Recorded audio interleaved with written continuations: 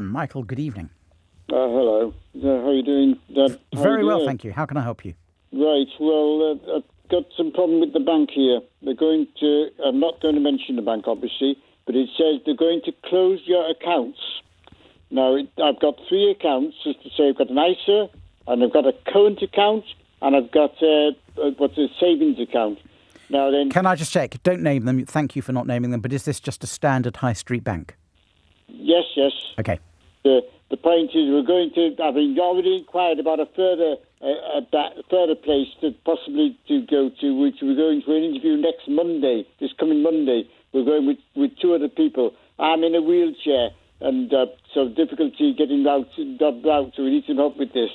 So what it is it's saying, the letter says, it's a letter I got I was in on Monday, and there was no problem with that, because the senior lady in there seemed quite sensible. She said, I got this letter, and then they went in with this letter and said, I'm sorry, I can't give you any information. We can't tell you why it's not going to continue, because the letter says we understand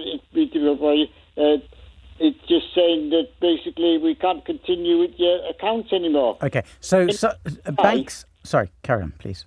Sorry, you're just asking any ideas why this is, what we do about it? I've got a pretty good idea why it is. How much money do you have in the account? What's the largest sum you have? Well, shall I tell you? Yeah, go on. Sorry, I've got 8,000 in an ISA account, and I've got about 2,000 in another account. Okay, well that's not that's then what I thought it might be is unlikely to be the cause, because if banks have suspicions of money laundering, right, they're not allowed to tell you that they suspect it for regulatory reasons. So that was my first thought, that they might think you're engaging in money laundering, but there's not nearly enough money there to trigger anything about money laundering. I'd say that with no disrespect, but it would have to involve much more money. I don't know what the reason is. Some banks just decide that some customers are not profitable. It's cruel, but that is the view of some banks, and they close the accounts. How much notice have they given you? Well, it says we'll be closed down on the 16th of January unless we do something in the meantime.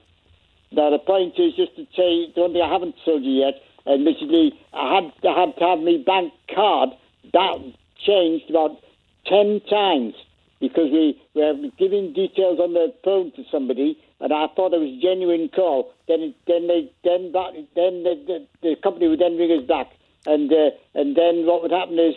Okay, sorry, I'm just going to cut in, Michael. So you were scammed. You had to change your bank card details, but why 10 times? Were you scammed 10 times?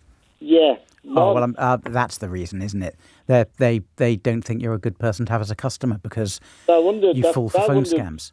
But I've spoken to other people, and they don't seem to think that's the case. Yeah, but who else has been scammed 10 times and had to have 10 payouts by the bank and 10 different debit cards?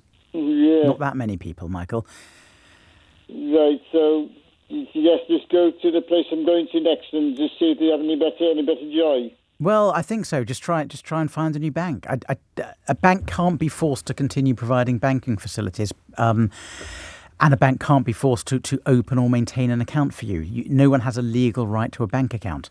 So, Michael, I think you're just going to have to find another bank or building society that will give you a current account and then just switch accounts and transfer over.